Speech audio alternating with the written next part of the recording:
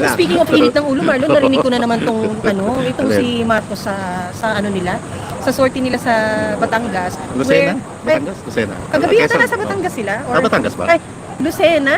Alam ko, Quezon Province. Where, alam mo yun, Nangako kapag siya. wala talaga sa puso ng tao yung mga salita niya at binabasa lang, the tendency is to really mispronounce the word. Pero, Ba't paano pagkakasabi? alam mo, Marlon, ang anong tawag kasi, sino, kahit bata nasasabi ang salitang puso ng diretso. Puso, heart. Pero itong isang to, nakakahiya. Kasi alam mo ba ang sabi niya sa salitang puso? Pussy.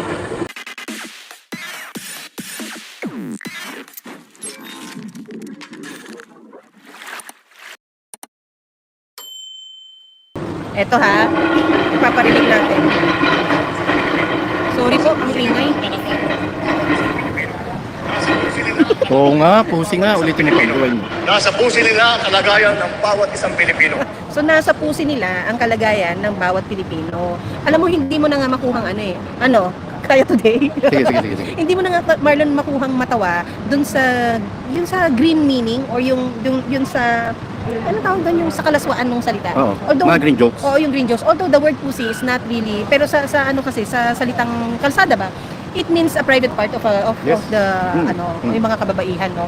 Ang sabi ko lang nung narinig ko yon, hindi ko nga nakuhang natawa. Mas nahiya ako na ito ang presidente natin. Ito ang presidente natin na who can deliver such a message like that sa local stage, sa national stage, and how much more, Marlon, sa national or global stage. So, tama sabi mo eh. Kasi kung hindi mo sinasa puso yung talumpati mo at binabasa mo lang, malamang sa malamang talaga magkakamali. Ayan At ang masaklap, yung salitang puso na dapat namnam na namnam mo, Yes. para makita yung sensibilidad ng pagkatao mo bilang Pangulo, nagkakamali ka. So, yan. Kasi since the message coming from him, it's already saying na kung ano ang sinasambit ng iyong bibig, hindi ito konektado sa iyong isip at puso. Kasi lutang ka, Yes. sabaw ka. Sabaw. Napatunayan naman natin yan, Marlon, nung tayo ang mahandle ng kanyang comms noong campaign ng 2022. Alam mo yon, yung hindi, dapat talaga guided. Yung whatever he'd say should be guided. Guided in a way na dapat meron siyang script. Pangalawa, guided in a way that you should have provided him the advanced questions. And yung advanced questions na yun, Marlon, hindi yun questions lang na how old are you, what's your favorite color, hindi yun eh. You will also supply the proposed answers to those questions. Ganun kalala at ganun kalalim ang kanyang dependency sa kodigo. At ang sinasabi ni Pamela to, base sa karanasan namin. Pero tayo ang gumagawa mostly ng Bimbo. research Bimbo niya, Hernandez. Bimbo. Na spoon feeding, isusubo mo na lang ang Yes. detalye at sasabihin niya na lang, i-execute niya na lang ng maayos. Yes, Pumapalpak pa minsan. pumapalpak pa. Yun ang ano dyan. Wala bang common sense si BBM? Wala. Wala po. You honestly think Simple, meron? common sense para matigil yung issue ng paggamit ng ipinagbabawal na gamot. Pinaka-basic lang mo yan. Ikaw, magkano ka na? Sa ilalim ka sa hair follicle. Initiative mo, Initiative mo. magpa hair follicle drug test. Yung lahat nga dyan, pasimple-simpleng mga trabaho, hinihingan mo ng drug test result. Ikaw na presidente at nakasalalay sa iyo ang kapakanan ng bansang ito, hindi mo kayang magawa, and you leave it to those people accusing you to release a proof na ganun ka nga. Nag-release, papatunayan mo lang na hindi ikaw yun, hindi mo magawa. Lahat ng klase ng sense, wala ito. Wala. Yung sense of gratitude, wala. Sense of rin. appreciation, wala. Diba? Ingrato. Grabe. Ingrato. Grabe. Yung lahat ng nakatabi sa'yo at nakapaligid sa'yo ngayon, ni isa dyan, Grabe. wala na sa mga talagang naghihirap na marating yung narating mo ngayon. Ang pinaka-ingrato nito na hayagan at harapan at talagang kasuklam-suklam, yung ipinakidnap niya si PRRD papuntang Netherlands. Samantalang alam na alam ng mamayang Pilipino, alam na alam sa buong mundo na kung hindi dahil kay PRRD ay hindi mahihimlay sa libingan ng mga bayani ang tatay niyan, si Marcos Sr., na isang diktador. Na ang ilang dekada, Marlon, na nandyan ang bangkay mo, na hindi nyo mailibing ng maayos. Dahil nga, yung hindi kinukutsa pinipigilan ng maraming tao na hindi ibigay yung nararapat. Pero Marlon, come to think of it. Hello, kain po tayo na. Diet si Pamela. Nakita tuloy nila. Diet si Pam. Na ang laki-laki Yung pagkain ni Pam. Wag mo na! Loko ka. Yung bilao ng biryani, huwag mong papakita. Loko ka, Marlon. Pero Pam, ang issue nila, human rights, di umano, kay PRRD. Kumpara mo ang binibintang nilang human rights kay PRRD na nag-iwan ng magandang legasiya sa Pilipinas, sa human rights violation naman na binibintang sa matandang Marcos. Maganda, Marlon, yung naiwan na na soundbite or quotable quote ni PRRD dyan where he said, I don't know kung SONA yun or isang people's address, where he said, your concern is human rights, my concern is human lives. Human lives, tama. May nagpapa-shoutout lang, bigyan natin. Si Daryl Jamorawon, pinapa-shoutout niya po si Jomar Lanugon. Shoutout po kay Jomar Lanugon. Watching from Cebu. Sa Cebu, uy, galing kami nakaraan dyan. Maayong buntag. Pag morning, buntag. Maayong buntag, no? Buntag. Maayong buntag. Maayong buntag. Kekongan. Ay, pagpampangan pala yun. Hindi, Marlon, ibalik ko lang doon sa yung kay Marcos Sr., no? Na ang tagal na panahon na hindi siya nilibing ng pamilya dahil ang pamilya talaga ay umaasa deep in their hearts na someday their father will be buried dun sa libingan ng mga bayani. And that someday came when it was PRRD's turn to be president of this country. He was very considerate of the mere fact na isa lang naman ang kailangan mong maging para mailibing ka doon. Naging presidente ka ng bansa kung isa ka national artist or bayani, di ba? So, he was, yung lahat ng inilaban ng mga kakampi na nila ngayon na kinontes or kinontra yung pagpapalibing, Dilaw, liberal, lahat ng mga yan, hindi siya pinalibing. Pero ito ang isang PRRD na very pragmatic lang sa batas. Naging presidente ilibing nyo na. Bigyan nyo na ng katahimikan. At ano sinukli nila? Kagaguhan. Di ba? Yan. Sinukli nila, binaboy nila yung pagkatao ni PRRD. Higit sa lahat, hindi nila kinonsider yung edad ni PRRD. Di ba? Wala sa kanila yon at tuluyan na nga nagsampa ng kaso ang isang Amy Marcos Marlon sa base naman sa resulta ng kanyang pagdinig sa kanyang komite dito sa yung kidnapping nga sa The Hague. Na nakapagtataka na masyadong hindi play up ng ng mainstream media. Diba? Mas pinaglalaroan nila ngayon at talagang mas pinupush nila yung mapag-usapan. Yung kaso naman, di umano, kay Congressman Pulong Duterte. Dalawa isa. Watching from San Francisco, California, Ayun, Nestor Tuason. Sige. Ay, para Sundalo po siya. Sino sundalo po siya? Si Eli Amboy, si Makoy Senior. Sundalo Marami nga ba siya? kumokontest na na peke yung Pagiging sundalo niya. niya. Peke yung pagiging veterano niya, di ba? Di ba kapag presidente ka, automatic naman na may rango ka? Oo, Commander-in-Chief. Commander-in-Chief. Ikaw ang ikaw ang Commander-in-Chief. Ikaw yung pinakapinuno ng dito sa atin ng Armed Forces of the Philippines. Ayun. Watching from YouTube. Si Luar Cobra. Gusto ko yan. Si Makoy, Marlon, how many days left do we have? 8? Tama ka? 8, 9, 10. Today Oo is, nga, oh. today is May 4 May ngayon, 4. So, Marlon. ang D-Day is May 12. So, 8 araw na lang po ito. And yung sa mga OFW, no, wag natin ikalimutan yung puwersa ng OFW, yung solid vote. Hindi lamang mula mismo sa mga OFW, hindi lamang mula mismo sa mga bayani ng bansa, makabagong bayani ng bansa, kundi yung impluwensya nyo po sa inyong pamilya para maipanalo ang Duterte. Maipanalo, pero gaano tayo nakakasiguro na ligtas at alam mo yun, mababasa ang ating mga boto Yun ang masaklap. Marami This ng mga election. OFW ang Nagrereklamo. nagrereklamo. Kasi saan ka naman nakakita na encrypted nga sana yung boto mo, pero minsan nakikita lumalabas yung pangalan ng kandidato at ang masaklap, hindi naman yun ang binoto nila. Yeah, oo. Marlon, tayo as the one experiencing the actual campaign, no? May mga nakarating sa atin na balita, impormasyon na may halaga para Si Kagawad Pons. Yung isa nanonood sa YouTube, ito naman nanonood sa TV, laptop, cellphone, ba tatlo package deal. Grabe naman yung watching. suporta na Shout yan. out sa wife ni DL Torre na si Sen RN. Berto Taga Vlog. Bakersfield, California. Oo, Malaki, hello California. sa inyo. Marlon, Kagawad Pons, see you po. yung sinasabi ko, Marlon, na na di umano ay merong halaga upang ikaw ay masecure mo ang hindi nga Marlon, masecure mo yung mga bobotong papasok sa'yo. Yun ang impormasyon na nakuha natin. Pero, yung securing your vote does not guarantee that you will win the election. It's only if you deserve 10, isisecure lang nila. Yung 10 na yan, hindi namin dadagdag o babawasan. Isisecure lang. Hindi pwedeng galawin. But for the price of X, if you get what I mean, may presyo. Ang balita ko, Anong balita mo? 80 to Balita ko. 100 million pesos ang singilan ngayon. At tataas pa yan habang papalapit ang eleksyon. Saan kumukuha ang tao o ang kandidato ng ganyang halaga? Sa totoo lang, saan sila kumukuha ng ganyang Kung meron man halaga? ganyang halaga ang kandidato tapos gagastusin niya ngayong eleksyon, paano naman nila ito babawiin? Yun ang yun. Paano nila Pag babawiin? naglabas ka kasi ng ganyang pera, Marlon, the tendency is, syempre, pera, sabihin na natin pera mo yun, tendency nga naman is bawiin mo. Yep. Para hindi naman, kahit nga ang mayaman nagtitipid, Marlon, kahit ang mayaman umaaray sa mga gastusin, magpakawala ka pa ng ganyang halaga ng pera, napakalaking halaga ng 100 million. Pinag-uusapan na yun, sorry. Ang 100 million, Marlon, hindi yan 100,000, but even 100,000, ang laki-laking pera niyan. Ang laking pera niyan.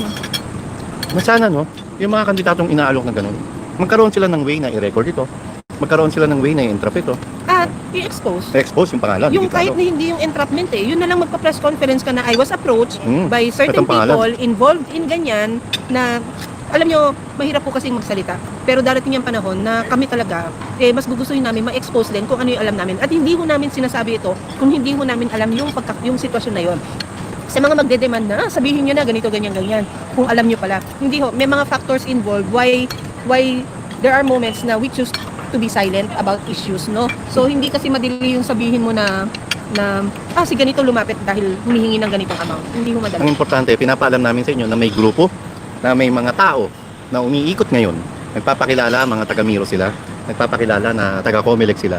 At sila yung mga nagpapakilala, mga operator, para i-secured/dayain ang darating na alaala. So, may daya ang mangyayari. Kung may hingi ka kasing counter, maraming salamat po, Chito Javier, Daytona Javier. Beach, Florida, USA. Hello po. Daming taga-USA ngayon na nakamonitor. Nakaboto na po ba ang lahat dyan?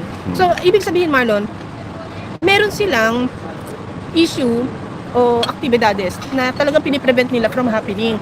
However, yung intention kasi is not as sincere as we want it to be. Dahil, bakit kailangan nyo something in exchange? Why can't you be just a Filipino for this country na gusto din protektahan ang boto ng deserving na tao? Saka itong mga to walang konsensya, no? Itong mga to walang pag-aalala kung ano magiging future ng bansa niya. Itong mga to walang, alam mo yun, walang pinapangarap na iba kundi sarili nila at hindi nila tinitingnan yung kinabukasan ng mga susunod na henerasyon sa lahing Pilipino. Grabe, grabe. Talagang ibebenta nila pati kaluluwa nila. Kumita lamang sila ng pera ngayong eleksyon. Ano ang pakiramdam mo o hunch mo ba sa magiging resulta ng eleksyon na ito? Kahit anong, Pam, kahit anong eleksyon may dayaan. Hindi man indirect, hindi man direct.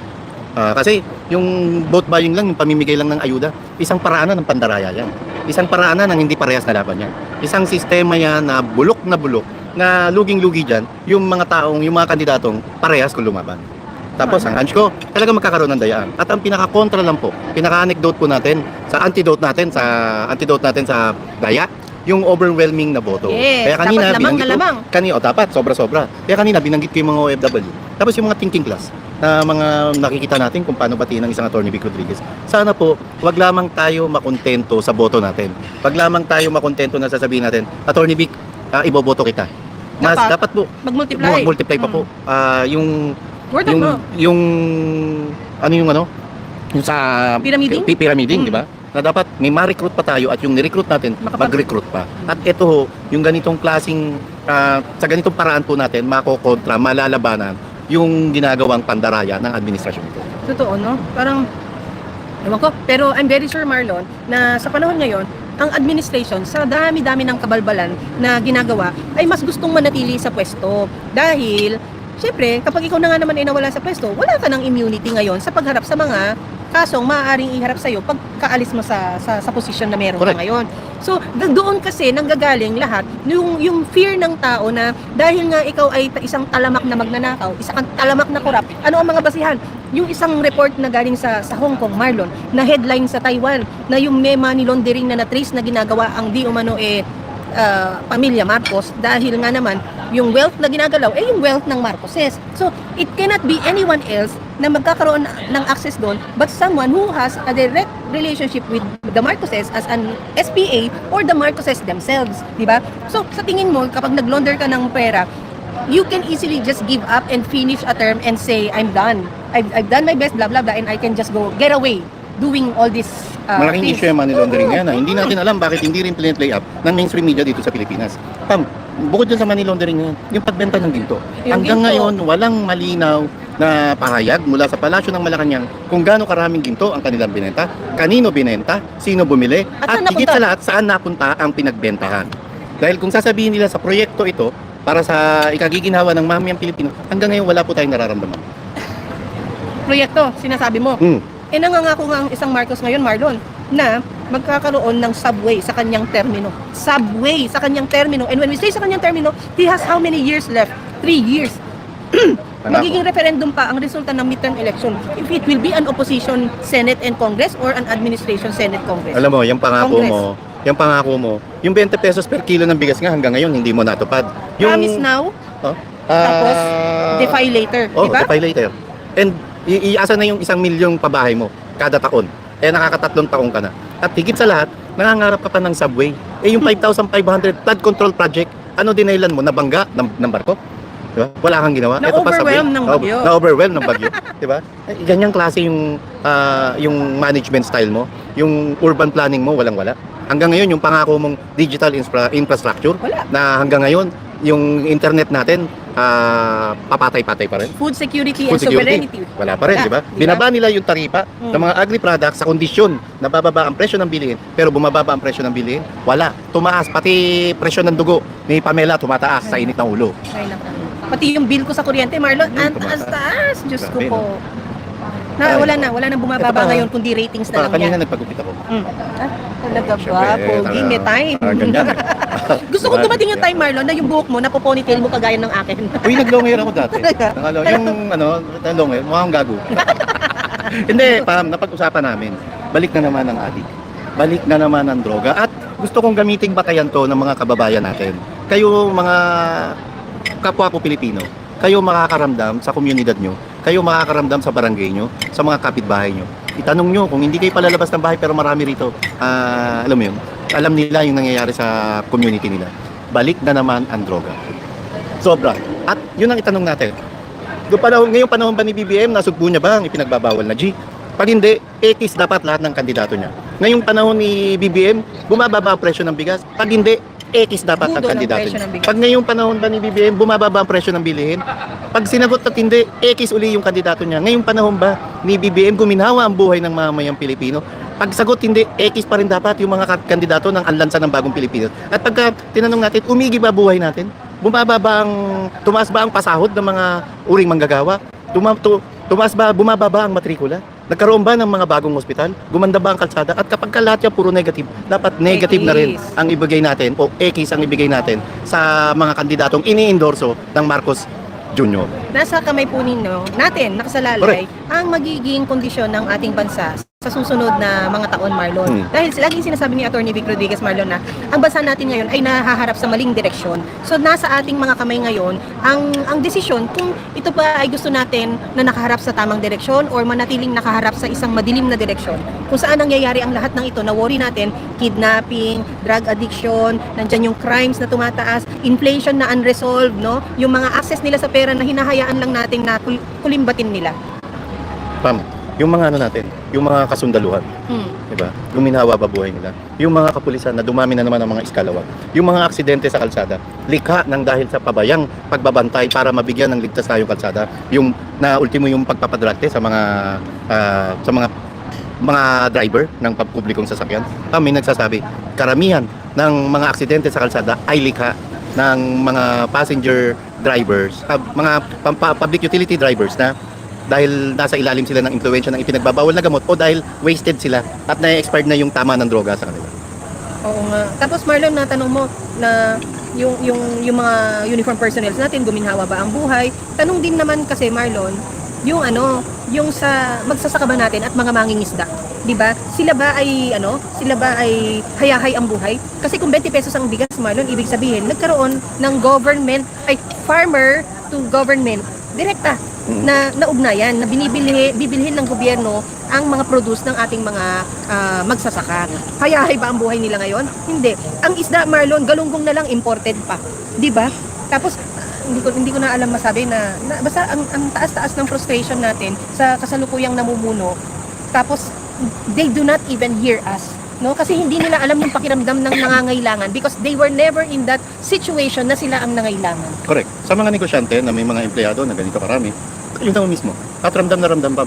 May mga kausap tayo mga Chinese businessmen. Galit sila ngayon. Excuse. Alam nila Sila na ang biktima. wala na sila biktima. Sila ng kidnapping, ng ransom, di ba? Pati hanap buhay nila. Gugurgurin Pati ka. hanap buhay nila gigipitin. Re-raid din ng kakasuhan ng kung ano-ano. Tapos yung mga gamit nila nanakawin. Kukumpis kayo. Ano, Tapos kahit ibebenta. tuloy inom ka muna. Tapos ibebenta. Inom! Number 1. Attorney Vic. Attorney Vic. Lagot. Sorry po. Hindi, di ba? Parang kailan tayo babangon? Parang said na ang mamamayang Pilipino. Yung wala ka nang ibubuga, wala ka nang iiyak, wala ka nang ibibigay. para naman Marlo makapagbigay ka sa sarili mo at sa iba, ibig sabihin may sobra ka. Naman. Di ba? Hindi yung para sa'yo na lang. Minsan nga yung para sa'yo na lang nawawala na rin eh. Paano ka makakapagbigay? Wala. Lahat sila ganid. Lahat sila, I don't know. But it's up to us. May 12 is, we have May 12 to prove that we care for this country. We have Walong May, araw na lang yan. oo, Walong araw na lang we yan. have May 12 para sabihin na gumising tayo at sabihin ayoko na sa malagim na pamumuno ng isang Marcos. Sa malagim na rehimeng ito. Ayoko Diba? na. So, sa May 12 yan, bigyan natin ang ating mga sarili ng pagkakataon na yung mga susunod na henerasyon, mga pamangkin natin, anak natin, mga apo natin, at para sa atin, na meron tayong ilulook forward na may pag-asa. No? Sara Ong King ko, tama, Kilos Pilipinas. Sagot Pilipinas, di ba? Sagutin natin, harapin natin ngayon. Ipakita natin ang ramdam, galit at tagupit ng mamamayang Pilipino sa darating na May 12 elections. Oo nga. So, ang bigat ng mga Bigat. issues pero kailangan nating harapin, kailangan nating pag-usapan. Alam namin na medyo nagiging maikli ang ating huntahan sa inyo, but please, give us another 8 days, no? Na kami rin ibigay ang aming, hi, Sir Rico Goods, favorite ko Uy, Sir Rico, Goods. subad. Mariano Marquez Was executed. by guerrillas as a collaborator, FM Senior, who was awarded medals based only on documents, not eyewitness accounts, was exposed as a non-combatant. Now we have the junior. Exactly. Mas So, malala. Ngayon, Kasi si Marcos Senior, ang May mga pineke lang yung medal niya. oh, Dito, may nagsasabi, peke yung diploma niya. Tapos, wala namang issue kung paggamit ng ipinagbabawal na gamot yung tatay niya. Samantalang ngayon, gumagamit di umano ng illegal di ang Marcos Jr. and that's affecting his performance, no? And I think it has affected his principles Paano also. hindi maapektuhan kung isang tao gumagamit? Ano ka ba? Maanghang ba yan? Sorry. Inom ka, ayun yung ano mo. Hello. Sorry. Hindi, yun nga ho, no? But then again, as I was saying, we need to wrap up, no? As I was saying, May 12 pa parating. Yung May 12 na yan, makakapag-desisyon ka kung gusto mong manatili ka sa taas ng iyong pangarap para sa ating bansa o gusto mo na lang nandun ka sa lugmok na kondisyon na naghihirap, na walang seguridad at talagang wala, Mardon, said na said ang mamamayang Pilipino. May 12, kung sa tingin nyo yung mga dating politiko na nagbabalik ngayon at namihingi ngayon ng re-election, sa tingin nyo may nagawa sila para sa bayan, sulong nyo, iboto nyo. Kung tingin nyo dapat mga artista, dapat mga sikat na popular, Mga performers, mga entertainers, sige, sulong mga nyo. ganyan, isulo Pero kung nyo. sa tingin nyo ay bagong muka na bagong magbibigay tunay na serbisyo sa taong bayan, yun naman ang iboto natin. Yes, yung Kung gusto natin karamay talaga alam ng tunay na pagbabago, iluklok po natin yung bagong muka, bagong pangalan. Yes, tatanda po natin, vote straight tayo Duterte. And isa dyan, number 56 is Attorney Vic Rodriguez. Maraming salamat po sa inyo, sa inyong pagtsatsaga.